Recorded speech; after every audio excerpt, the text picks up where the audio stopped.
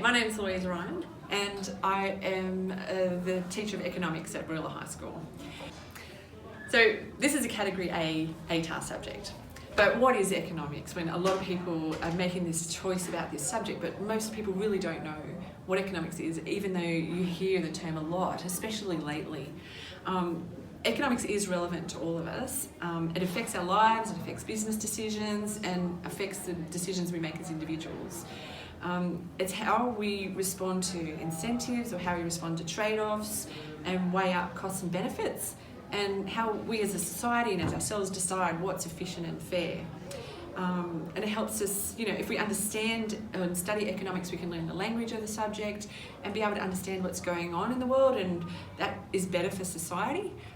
We're better able to be involved in the decision making that happens in society, and then that means we're better able to influence government decision making or policy making, or if we're working in business, how we answer these questions. Economics is for everybody. There's a perception that it's for the elite, or that it's mathematical, that it's super abstract.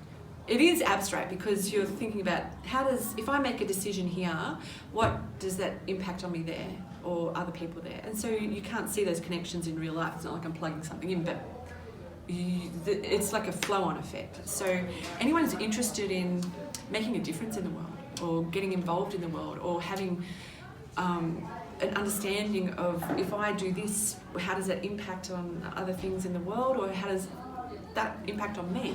And it's building that literacy, a super employable skill, because you're thinking in a big picture, in big pictures, and thinking about how leaders make decisions, because economics is about how are resources allocated, right? So some people think it's about money, but it's what is money? Money is a way of allocating resources. And what are resources? Well, in economics, we give them some economics-y names. Land is things like natural resources, actual land, but also minerals, trees, renewable, non-renewable resources, and the rent they earn. Labour is the skills and abilities of people working in society, and the wages and salaries they earn. Land, labour, capital is the factories and equipment and the things that are used to make other goods that earn interest. And then the last one's entrepreneurship, and that's where we think about business studies and compare it to business studies. So entrepreneurs are those business people who are willing to organise those resources, take a risk, run a business and make a profit. So economics asks, how are those resources all allocated in a society? What's efficient and what's fair? Yeah, so if you're asking me what career can I get from studying economics, that's the hard part, because there's actually really few people whose job title is economist. But it's the economic thinking and the economic skills that you get out of it. The fireman, the nurse use economic skills in decision making. It's about allocating resources. Who gets what? Who says who gets what? And how we've got unlimited needs and wants, and a limited amount of resources. What's efficient and a fair way to allocate resources? So it makes you really employable, because you're starting to think like an analyst. So a better way would be what sort of jobs use economic skills, and it's the analysis, that ability to unpack, if we've got this scarcity, this unsolved problem, how can I allocate that? And then we think about, if I put the resources there, what's missing out? What's the next best thing I can put those resources towards? Which is thinking about opportunity cost. And opportunity cost is the next best option that you're forgoing by making a choice. So thinking like this in business, or as an employee or as a business owner, super employable skill. So the concept's opportunity cost. If you're a student making a choice about your subjects, your opportunity cost of choosing a subject is your next favourite subject that you'd want to choose. So opportunity cost is really important, because it's, what am I missing out on by spending my time here? I can only be in one place at a time. Yeah, it's an academic subject, right? So there's some essay writing, there's some calculations. It's evolving all the time. It hasn't been chosen because nothing's really bad's been happening for the last 30 years.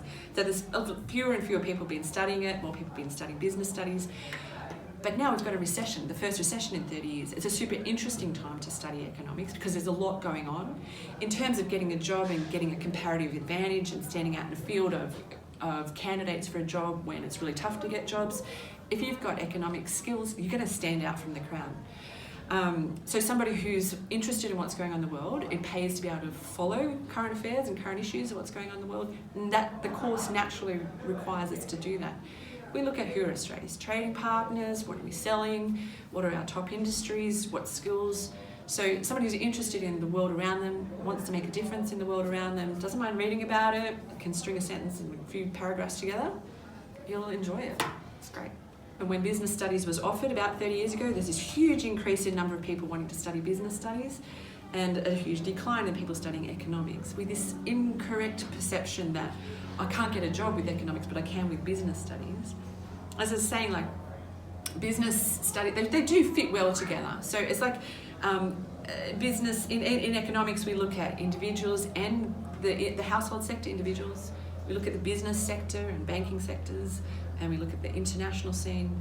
And within that, business studies looks at how do I run one business in that scenario.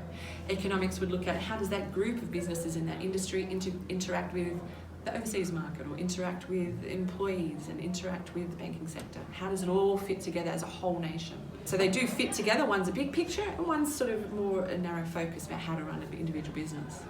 So if you're thinking about how the course is structured and how economics is structured, it's divided into microeconomics and macroeconomics. So the prelim course has more of a microeconomics focus. So microeconomics focus on decision making of individuals and individual businesses, and that resource allocation and opportunity costs, and doing some calculations around that.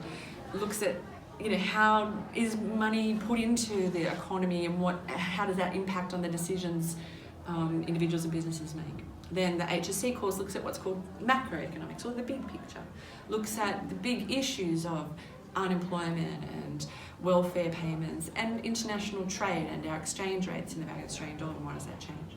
So they fit together and give you a broad general understanding of what is economics, and within that you learn this whole language, this whole understanding of these big concepts that you constantly hear people like the Prime Minister and business leaders and leaders of charities constantly talking about these concepts. At the end of it, you'll be able to participate in the world because you've got this understanding of these concepts. Super employable, super great way to stand out from a whole crowd of job candidates. It's really good skills to have in economics, and it's fun. I like it.